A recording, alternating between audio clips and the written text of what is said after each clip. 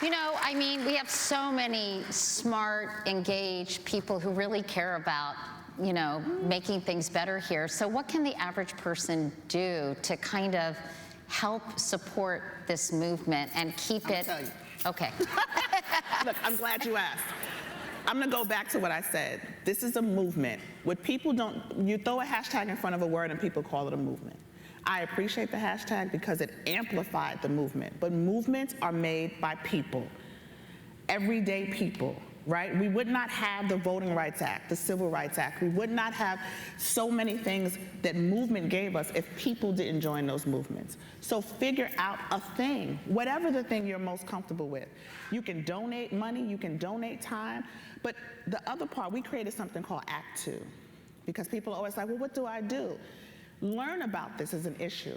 Sexual violence is a social justice issue. We are fighting for survivor justice. And so everyday people need to, the reason why we had something like the Weinstein verdict is because people finally are understanding the depth and breadth of what this does to your body, to your person, right? Educate yourselves. If you can't volunteer, if you can't pick up a sign and go out and protest, it's okay. We don't need everybody to do that. I need doctors, lawyers, dentists, accountants, receptionists, clerks. I need you to understand what sexual violence does, how much of it is around you. Talk to the people around you, talk to your peers. It's not just women, it's not just men, it's people across the gender spectrum.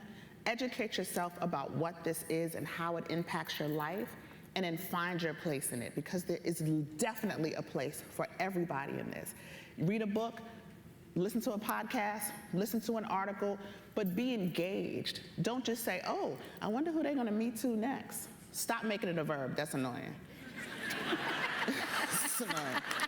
It's not a verb. It is a declaration that people whose lives have been deeply impacted by something that is awful say to try to reclaim some of their humanity. And we just need you to, we can't do that alone.